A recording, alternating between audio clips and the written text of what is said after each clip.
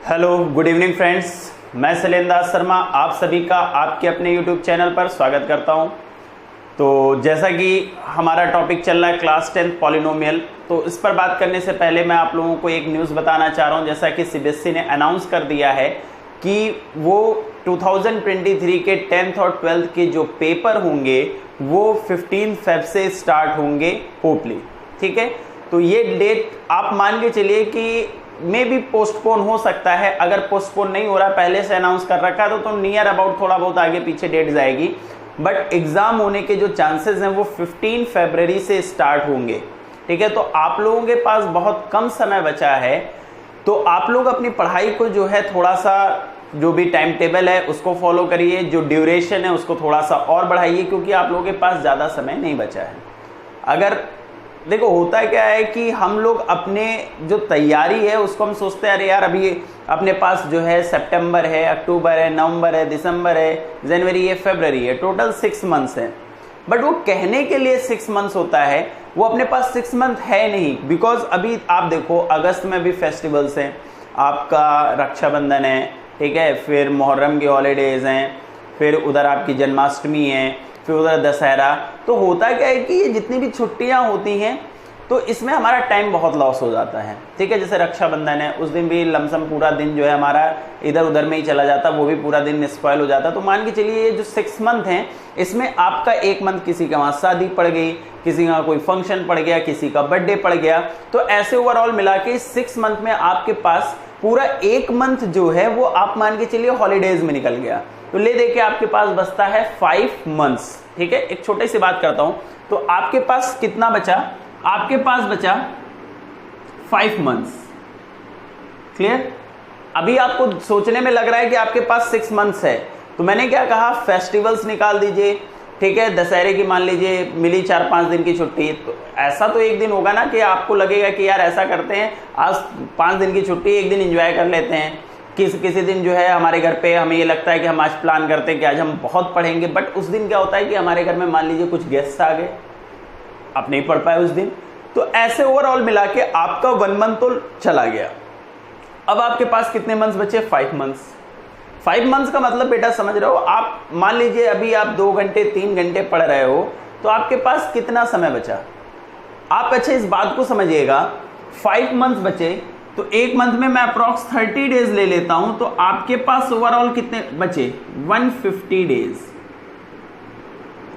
ठीक है, 5 मंथ्स ऐसे सुनने में बहुत ज्यादा लगता है, अरे 5 मंथ्स है हमारे पास, अभी 5 महीने पढ़ लेंगे यार, अभी बहुत समय है। बट बेटा अगर आप इस पे देखो 150 डेज, अरे इतना कम समय कैसे?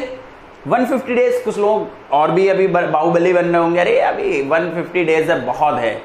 अब एक बात समझिए, आप डेली कितने पढ़ोगे? 4 घंटे। चलिए मैं एवरेज ले लेता हूं 4 घंटे, 4 से आप इसको मल्टीप्लाई कर दीजिए, 600 आवर्स। आपके पास कितना बचा? 600 आवर। हमने मान लिया आप 4 घंटे पढ़ रहे हो, तो आपके पास अब कितने आवर्स बचे हैं? 600 आवर। ठीक, मान लीजिए मैं आपको कहता हूं कि आप जो है एक सब्जेक्ट को, हर एक सब्जेक्ट को आप कितने घंटे दे रहे हो? 12 आवर्स दे रहे हो। ठीक है, आप जो है ओवरऑल सारे सब्जेक्ट को, आपके 10th में कितने सब्जेक्ट हैं? टोटल 6 सब्जेक्ट हैं। ठीक है, आपके पास टोटल 6 सब्जेक्ट हैं और आप कह रहे हो कि मैं जो है 12 बार पढ़ूंगा। ठीक है, अगर आप इसको देखो, आपने टोटल स्टडीज की अगर 12 बार, ठीक है, आपने स्टडीज की 12 बार, अगर मैं इसको डिवाइड कर दूं बेटा, सॉरी, आपके पास कितना बचा है? आपके पास है 600 आवर। ठीक, आपके पास टोटल कितने सब्जेक्ट? 6 सब्जेक्ट। अगर आप इसको डिवाइड करोगे तो आपके पास कितना है? 100 आवर पर सब्जेक्ट। अब कैसा लग रहा है? लग रहा है कुछ अलग? अब आपके पास है 100 आवर पर सब्जेक्ट। अब आपको 100 घंटे में मैथ भी पढ़नी है, 100 घंटे में फिजिक्स भी पढ़नी है, 100 घंटे में केमिस्ट्री, 100 घंटे में, अब आप सोचिए आपके पास 100 घंटे हैं, क्या 100 आवर में हम अपने सब्जेक्ट को कंप्लीट कर सकते हैं?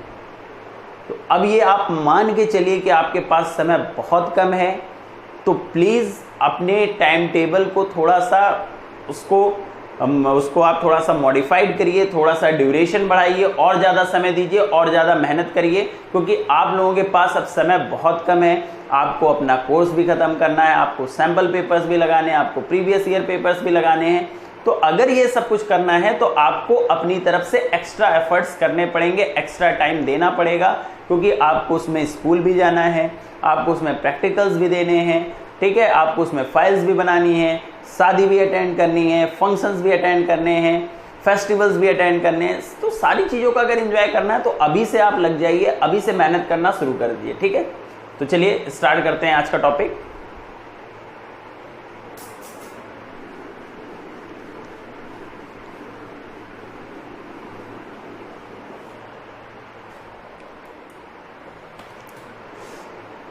चलिए, हमने बात की थी कल, प्रीवियस वीडियो में हमने बात किया था कि अगर कोई जीरोस हमें पता है तो हमने आपके लिए बताया था, फॉर्मूला डेराइव करके बताया था कि अगर आपको जीरोस पता है अल्फा एंड बीटा, ठीक है, अगर आपको जीरोस पता है, इफ टू जीरोस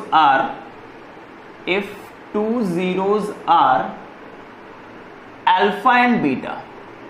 बेटा डायरेक्ट इस वीडियो पर मत आइएगा, मैं आपसे बार बार कहता हूं कि आप इसकी प्रीवियस वीडियो को जरूर देखिए, ठीक है। तो हमने आपको इसमें बताया था अगर आपको दो जीरोस पता है अल्फा एंड बीटा तो हमें क्वाड्रेटिक इक्वेशन फाइंड आउट करनी है। तो उस क्वाड्रेटिक इक्वेशन कैसे फाइंड आउट होती है, X square minus alpha plus beta X plus alpha into beta equals to 0।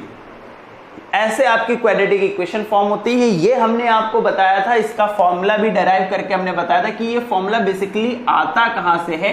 तो हमने आपको हमेशा कहा है कि किसी भी चैप्टर के फॉर्मूले के आप ओरिजिन को समझो कि ये फॉर्मूला आया कहां से, ठीक है। तो आप जब ओरिजिन को समझ लोगे कि ये फॉर्मूला निकल के कहां से आ रहा है, इसका डेरिवेशन क्या है, तो आपको चैप्टर ज्यादा अच्छे से क्लियर होगा, ठीक है। तो आपको हर एक चीज क्यों पता होना चाहिए कि ऐसा क्यों हुआ, ये कहां से आया, तो ये सारी चीजें आपको पता होनी चाहिए, ठीक है। तो हमारे पास ये है कि अगर हमें दो जीरोस पता है अल्फा एंड बीटा तो क्वाड्रेटिक इक्वेशन क्या होती है, X square minus alpha plus beta X plus alpha into beta. इसको कुछ लोग इसको ऐसे भी याद करते हैं, एक्स स्क्वायर माइनस अल्फा और बीटा क्या है, जीरोस, तो आप इसे क्या कह सकते हो, sum of zeros x plus alpha into beta का मतलब है product of zeros,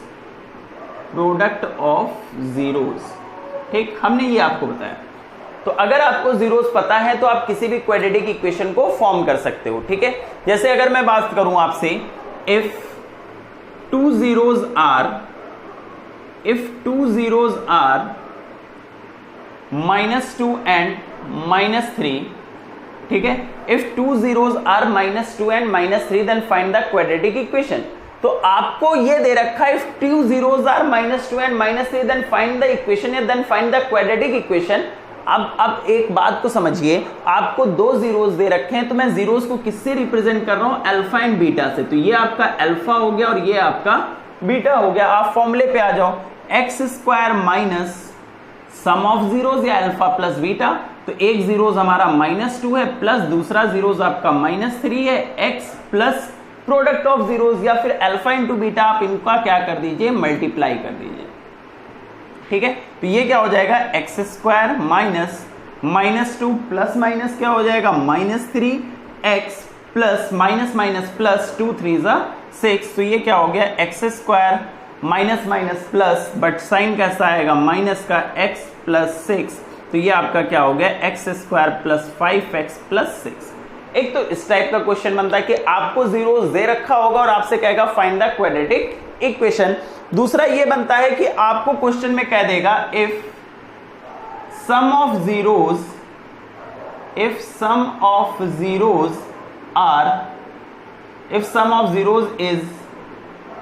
2 and product of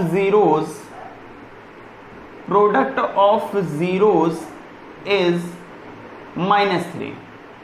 मान लीजिए आपसे ये कह दिया, देन फाइंड द इक्वेशन, ठीक है। तो +3 मान लीजिए, या इसको आप ऐसे कर लीजिए, product of zeros is, sum of zeros is कर लीजिए 6 एंड प्रोडक्ट ऑफ जीरोस आप कर लीजिए 5। तो क्या बनेगी quadratic equation, x square minus, अब हमें सम ऑफ जीरोस दे रखा, मतलब अल्फा प्लस बीटा दे रखा है, एंड प्रोडक्ट ऑफ जीरोस, तो आपको क्या दे रखा है, अल्फा इंटू बीटा दे रखा है। आप अपने फॉर्मूले पे आओ तो x square minus sum of zeros, तो सम ऑफ जीरोस आपका कितना है 6x प्लस फिर क्या होता है प्रोडक्ट ऑफ जीरोस, वो आपको कितना दे रखा है 5, तो आपकी क्वाड्रेटिक इक्वेशन क्या हो जाएगी 6x प्लस 5। मैंने आपको एक तरीका और बताया कि अगर आपको फॉर्मूला नहीं याद है, अनफॉर्चुनेट आप फॉर्मूला भूल गए, तो हम जीरोस किसको कहते हैं कि किसी भी इक्वेशन में x की जो पॉसिबल वैल्यूज होती है जिस पर वो क्या हो जाती है, इक्वेशन जीरो हो जाती है, उसी को हम जीरोस कहते हैं। इट मींस आपको x की दो वैल्यूज दे रखी हैं। इस क्वेश्चन की अगर हम बात करें तो आपको x की दो वैल्यूज दे रखी, एक -2 दे रखी है और एक x की वैल्यू आपको -3 दे रखी है। अगर इसका फैक्टर बनाएं तो ये क्या हो जाएगा, -2 इधर आएगा +2 और ये -3 इधर आएगा +3। आप इसको मल्टीप्लाई कर दीजिए, x को x से मल्टीप्लाई करेंगे तो x स्क्वायर, x को 3 से मल्टीप्लाई करेंगे तो 3x, 2 को x से मल्टीप्लाई करेंगे 2x और 2 3 जा 6, तो ये क्या हो गया x square 3x plus 2x कितना हो गया 5x प्लस 6। देखिए सेम इक्वेशन आ रही। ये उस केस में यूज करना है जब आप कभी फॉर्मूला भूल जाओ, तो यही रीजन था, इससे हमने इसी की हेल्प से ये फॉर्मूला डेराइव किया था। तो बेसिक तरीका तो यही है, लेकिन इसकी हेल्प से हमने डायरेक्ट फॉर्मूला डेराइव कर लिया, तो हम क्या करते हैं, हम सीधे फॉर्मूले पे ही वैल्यू उठा के पुट कर देते हैं। क्लियर इतनी बात। फिर हमने इस पे डिस्कशन किया था सम ऑफ जीरोस किसी भी क्वाड्रेटिक इक्वेशन के कैसे फाइंड आउट करते हैं, एक बार उस पे बात कर लेते हैं, फिर लौट के आते हैं अपनी एक्सरसाइज पे। ठीक है, चलिए बात करते हैं। हमने आपसे कहा था कि कोई भी क्वाड्रेटिक इक्वेशन जो होती है उसका जो स्टैंडर्ड फॉर्म होता है वो ये होता है ax square bx plus c equals to 0। ठीक, किसी भी क्वाड्रेटिक इक्वेशन का ये स्टैंडर्ड फॉर्म होता है। फिर हमने आपको प्रीवियस वीडियो में प्रूफ करके दिखाया था जो सम ऑफ जीरोस होता है, सम ऑफ जीरोस वो क्या होता है फॉर्मूला -b/a, या फिर इसको कुछ लोग इसको ऐसे भी याद करते हैं minus coefficient of x divided by coefficient of x square, कुछ लोग इसको ऐसे भी याद करते हैं। फिर हमने आपको एक फॉर्मूला और बताया था product of zeros, product of zeros, तो इसका फॉर्मूला होता है c/a। ये मैंने डेराइव करके भी आपको बताया था कि ये कैसे आता है। c/a का मतलब है constant upon coefficient of x square. हमने आपको ये भी बताया था कि कैसे आता है। तो इसके करने के दो तरीके हैं। हमने आपको बताया था कि मान लीजिए आपके पास कोई इक्वेशन है 2x square plus 5x plus 7 equals to 0, तो अगर मैं इसको स्टैंडर्ड फॉर्म से कंपेयर कराऊं ax square plus bx plus c equals to 0 से अगर कंपेयर कराऊं तो a की वैल्यू कितनी हो गई 2। a का मतलब क्या है, x स्क्वायर का कोफिशिएंट, और यहां पे x स्क्वायर का कोफिशिएंट कितना है 2 है। अगर मैं b की वैल्यू की बात करूं तो x का कोफिशिएंट b है और यहां x का कोफिशिएंट कितना है 5, c की वैल्यू कितनी हो गई 7। तो अगर मैं alpha plus beta, sum of zeros का मतलब क्या है अल्फा प्लस बीटा, और प्रोडक्ट ऑफ जीरोस का मतलब क्या है अल्फा इंटू बीटा। अगर मैं इसकी बात करूं अल्फा प्लस बीटा, तो इसका फॉर्मूला क्या होता है, इसका फॉर्मूला होता है -b/a। तो b की वैल्यू कितनी है 5 और a की वैल्यू कितनी है 2। अगर मैं प्रोडक्ट ऑफ जीरोस की बात करूं अल्फा इंटू बीटा, तो इसका फॉर्मूला कितना होता है c/a, और c की वैल्यू कितनी है अपने पास, c की वैल्यू हमने कितनी निकाली है 7 और a की वैल्यू क्या निकाली है 2। एक तो आप ये कर सकते हो। दूसरा हमने आपको बताया था, दूसरा तरीका हमने आपको ये बताया कि मान लीजिए आपके पास ये इक्वेशन है 2x square plus 5x plus 7 equals to 0। तो देखिए ये जो फॉर्मूला ये हमने डराइव किया था, ये जो फॉर्मूला हमने डराइव किया था, यहां पे x स्क्वायर के साथ में कोफिशिएंट कितना है 1 है। तो आप कुछ मत करिए, आप केवल यहां पे x स्क्वायर के साथ जो भी नंबर है आप उसको 2 से डिवाइड कर दीजिए। जो भी नंबर, यहां 3 है तो 3 से डिवाइड कर दीजिए, 5 है तो 5 से डिवाइड कर दीजिए, 2 से 2 क्या हो गया कैंसिल। ये आ गया स्टैंडर्ड फॉर्म में। ठीक है, अब यहां पे जो x का कोफिशिएंट है वो नेगेटिव है और यहां पे x का कोफिशिएंट कैसा है पॉजिटिव, तो यहां जो भी साइन है उसका बस अपोजिट साइन लगा दीजिए। तो आपका जो सम ऑफ जीरोस होगा अल्फा प्लस बीटा, यहां पे कितना है 5/2, बट यहां फॉर्मूले में क्या होता है माइनस होता है। तो अगर ये प्लस में है तो यहां पे देखिए आप ऐसे समझ लीजिए कि यहां पे जो x का कोफिशिएंट है वो माइनस अल्फा प्लस बीटा है। क्या है, इसको ऐसे समझ लीजिए ये क्या है माइनस अल्फा प्लस बीटा, आप माइनस को उधर ट्रांसफर कर दीजिए तो अल्फा प्लस बीटा क्या हो जाएगा -5/2। देखिए यही आ रहा है। फिर मैंने क्या कहा, यहां पे ये जो लास्ट में लिखा होता है ये क्या है अल्फा इंटू बीटा, और यहां पे ये क्या हो गया अल्फा इंटू बीटा, मतलब प्रोडक्ट ऑफ जीरोस क्या हो गया 7/2। तो आप ये भी तरीका क्या कर सकते हो, फॉलो कर सकते हो, ठीक है।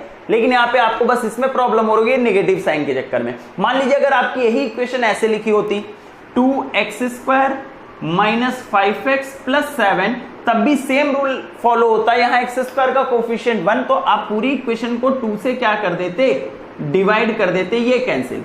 अब यहां पे भी माइनस है, यहां पे भी माइनस है तो जब माइनस है तो यहां पे देखिए यहां पे ऑलरेडी माइनस है, तो यहां पे x का कोफिशिएंट -अल्फा प्लस बीटा, और यहां x का कोफिशिएंट -5/2, तो माइनस से माइनस क्या हो गया कैंसिल। तो आप ऐसे कर सकते हो, आपने 2 से डिवाइड किया तो कहने का मतलब है जो भी होगा उसका अपोजिट साइन, प्लस है तो माइनस, माइनस है तो यहां पे क्या आ जाएगा प्लस, वो हमेशा क्या देगा सम ऑफ जीरोस, और यहां पे जो नंबर होगा वो तो हमेशा क्या देगा हमें प्रोडक्ट ऑफ जीरोस देगा। क्लियर है। तो इस पे हमने थोड़ा सा फॉर्मूले के डेरिवेशन पे और ये बेसिक हमने बात की थी प्रीवियस वीडियो में। अब हम बात करते हैं आज के एक्सरसाइज के बारे में, ठीक है। चलिए बढ़ते हैं आगे,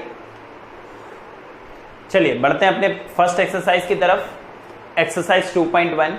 तो याद करिए हमने जब पहला इंट्रो बनाया था, इंट्रोडक्शन 1 और इंट्रोडक्शन 2 जो मैंने बनाए हैं, ये एक्सरसाइज 2.1 और 2.2 दोनों के लिए मैंने एक साथ इंट्रोडक्शन बना दिया है। जो पहला इंट्रोडक्शन का पार्ट था वो फर्स्ट एक्सरसाइज के लिए है, और जो आज मैंने थोड़ा सा इंट्रो दिया है और जो प्रीवियस वीडियो में जो इंट्रोडक्शन था वो आपकी सेकंड एक्सरसाइज के लिए, ठीक है। तो मैंने दोनों को मिक्स करके बना दिया इंट्रोडक्शन, ताकि मैं फर्स्ट और सेकंड एक्सरसाइज दोनों को करा सकूं, ठीक है। तो आज मैं आपको फर्स्ट एक्सरसाइज के बारे में बताता हूं। देखिए यहां पे क्या लिखा हुआ है y = px, इसका मतलब है कि जो आपका ग्राफ है वो किसके टर्म में है, जो आपकी इक्वेशन है वो जो पॉलिनोमियल है वो किसके टर्म में है, in the term of x के टर्म में है। तो हमने आपको बताया था अगर आपकी कोई क्वाड्रेटिक इक्वेशन है या आपकी कोई पॉलिनोमियल इक्वेशन है, अगर वो इन टर्म्स ऑफ x है तो इसका मतलब है वो x एक्सिस को जितने पॉइंट पर इंटरसेक्ट करेगी उसके उतने ही नंबर ऑफ जीरोस होंगे। और अगर यहां पे सिर्फ आपको ये कह देता x = py, हमारी जो एनसीईआरटी में है वो सिर्फ y = px दे रखा है, लेकिन हो सकता है कि एग्जामिनर आपको थोड़ा सा कंफ्यूज करने के लिए यहां पे कह दे x = py। तो ये मैंने इंट्रोडक्शन के वीडियो में आपको एक्सप्लेन किया था। अगर x = py कहता है, इसका मतलब है कि आपका जो क्वाड्रेटिक इक्वेशन है वो इन टर्म्स ऑफ y है, मतलब y के टर्म में पॉलिनोमियल है। तो आप खुद ही सोचो, अगर y के टर्म में कोई क्वाड्रेटिक पॉलिनोमियल है, अगर उसका फैक्टराइजेशन करोगे तो वहां से x की वैल्यू निकलेगी या y की वैल्यू निकलेगी। ऑब्वियस सी बात है, अगर y के टर्म में इक्वेशन है तो हमारी जो वैल्यू निकलेगी वो y की वैल्यू निकलेगी, तो वो y पर कहीं पॉइंट होगा। तो अगर हमारा पॉलिनोमियल py है, अगर यहां px की जगह py होता तो वो y एक्सिस को जितने जगह पर इंटरसेक्ट करेगी उसके उतने नंबर ऑफ जीरोस होंगे। बट हमारी जो एनसीईआरटी की एक्सरसाइज है उसमें हमें y = px दे रखा है, इसका मतलब है कि जो हमारा पॉलिनोमियल है वो इन टर्म्स ऑफ x है, ठीक है। तो पहले क्वेश्चन की बात करें तो यहां पे देखिए y = px है अगर, तो ये x एक्सिस को कहीं पर भी इंटरसेक्ट नहीं कर रहा है, तो इसके नंबर ऑफ जीरोस कितने हो जाएंगे 0, ठीक। अगर इसकी हम बात करें, इस ग्राफ की बात करें, तो ये y = px है, तो ये x एक्सिस को कितने पॉइंट पर इंटरसेक्ट कर रहा है, एक पॉइंट पर कर रहा है, तो इसके नंबर ऑफ जीरोस कितने हो जाएंगे 1। तो आप क्या लिखोगे, number of zeros is 1 as the graph intersect the x axis at only 1 point, ठीक है। तो मैं ये बात स्टेटमेंट लिख दे रहा हूं, यही सबके लिए आपको लिखनी है। मान लीजिए मैं सेकंड क्वेश्चन के लिए लिख रहा हूं, नंबर ऑफ जीरोस इज 1, क्यों, as the graph intersect x axis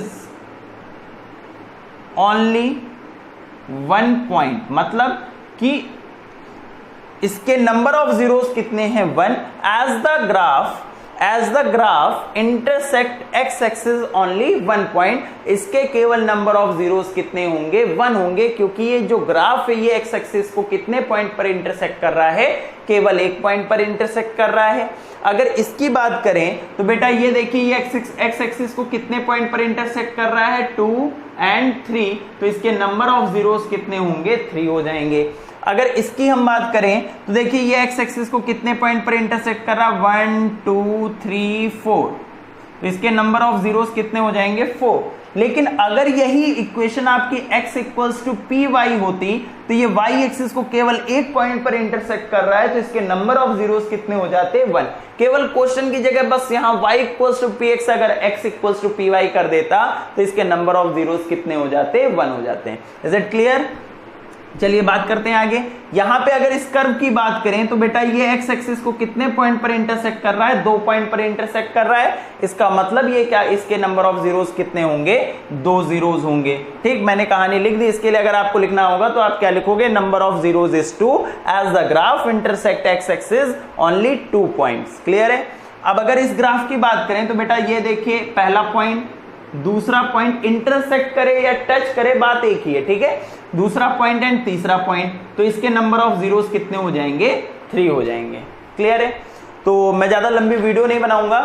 exercise आपकी जो 2.2 है उसको हम नेक्स्ट वीडियो में करेंगे। बाकी इसका जो इंट्रोडक्शन है वो मैंने मिक्स करके आपको समझा दिया है। ठीक है, आज एक्सरसाइज 2.1 मैंने आपको एक्सप्लेन कर दी है। नेक्स्ट वीडियो में हम एक्सरसाइज 2.2 के बारे में बात करेंगे। ठीक है, चलिए आज के लिए इतना ही। Thank you so much, bye bye, good night.